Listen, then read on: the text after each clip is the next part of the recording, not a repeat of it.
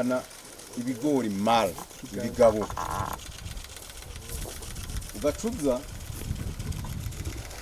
uyu n'uyu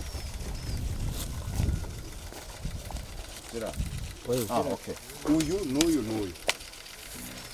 iyi yerekana ibigori by'ibigore le femelle. Iyo hybridation rero iza kugenda gute? Le femelle turazikuramwo utu tuntu hajya kagiye guseruka tuca tukakurayo kuko akaniko kagiza kugira fecondation ya tujya dushatsi turi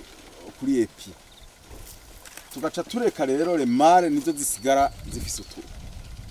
kugira ngo niyo hagera yuko giheka kizane tujya dushatsi le pollen izova ngaha ikiza gufekonda kuri twa dushatsi twa femelle hanyuma urutete rero ruzova ko ni ikintu bita hybride trois voix kuko iyi femelle ni hybride deux voix abavyeyi babiri trois voix kubera uwo mugabo iyi si hybride akana ka ligne pure niko rero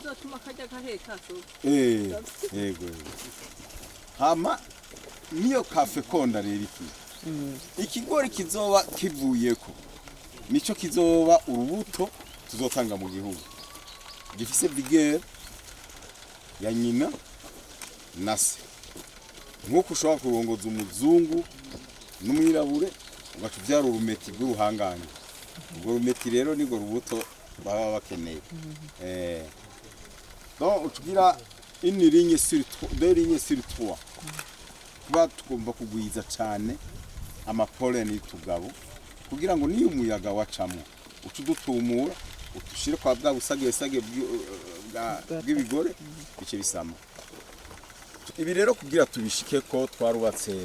irrigation yadutwaye amahera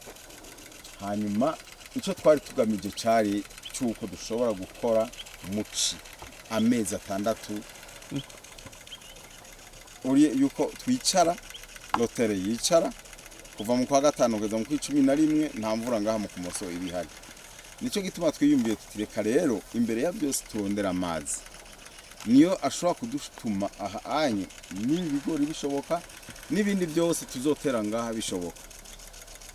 ayo twarashoboye kwegeranya uburyo hari shirahamwe gitwa EFDS iryo shirahamwe byaradufashije A50% biraduha kuri budget twatanze 50% twebwe natwe dutanga 50% ni ikintu bita cofinancement hanyuma iye yari intango kuko tuzobandanya tugira ikintu bita amelioration turafise n'umugambi wo gushiramwo gutaguta kugira ngo dushobore kurima amatomate aranka amazi avuye hejuru akunda amazi aciye mu mizi ivyo navuye ne mu mwaka uza ndibaza ko tuzoba twabishitse ituma tuhitamo kubitera muci twanka yuko impande yacu mu mvura bose batera ibigori dans toute la région bose batera ibigori muri ico gihe ntibishobora gukunda la pureté ntikunda mu gihe impande yanje hariho umuntu afise umurima w'ibigori bindi autre variété kubera hariho phénomène de pollinisation ica ituma bya bigori byo ngaho birongora ibi ugaca usanga ya pureté ntayikirimo wagira uraraba ugasanga utonoye nko kuri epi ugasanga hari n'iza jaune iza rouge izera n'izirabura kandi we wateye ivyera gusa canke wateye vya jaune wibazivye ko biba vyavuye mu iyo yindi mirima rero kugira ngo iyo pureté ihagume nukubitera ata wundi muntu ariko aratera ibigori muri aka karere kuko mu bindi bihugu bifise ubwaguke bunini bobo bagenda mu mashamba ahantu ntiyaguye bagashirayo umurima ugaca usanga nko ku birometero n'ibirometero nta wundi murimo hari ariko twebwe kubera igihugu ari gito dufisa n'amatongo mato ni vyiza kugira yindi strategy mugabo ntibitubuze gukora ngo kubera dufise espace ntoyi duca dukoresha amazi muci mu gihe ababanyi nabo bataba bariko barabikora imbuto zirobanuye irrigation nuko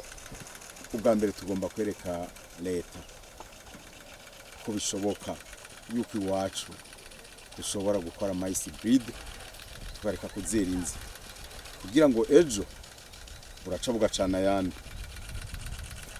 Ngubu Panara irashobora kuvuga iti twebwe no mwaka umwimbu wagenze nabi, none abarundi tuzoca tuba victime ya Panara yo muri Zambia. Reka rero akimuhana kazi imvura ihise, leta natwe tukikora le privé abagwiza mbuto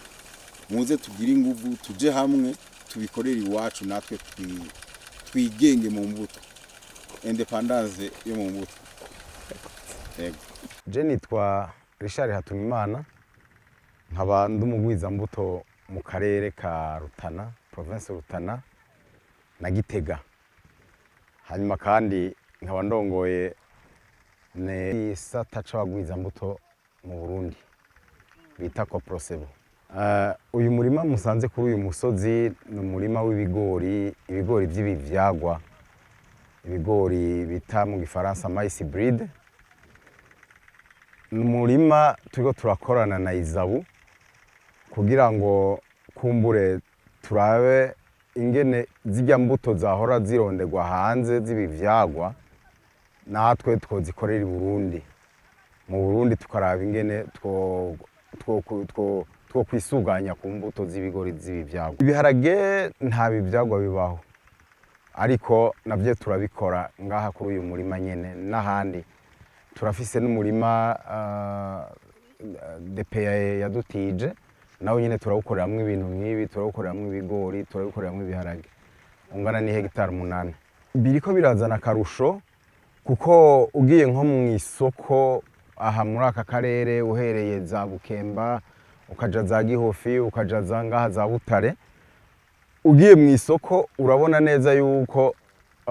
ibiharage turima ngaha ari byo biri mu masoko. Abene igihugu rero baramaze kumenyera imbutiro banuye, ariko ikibazo nuko bazohava bimenyera nayigumi banke. Imbere yuko ntangura gukora ibikorwa nk'ibi nari mu cadre nkamwe mwese nakora muri ONG, ariko harageze igihe ndiyumvira yuko nokinjura nkaza nkegera itongo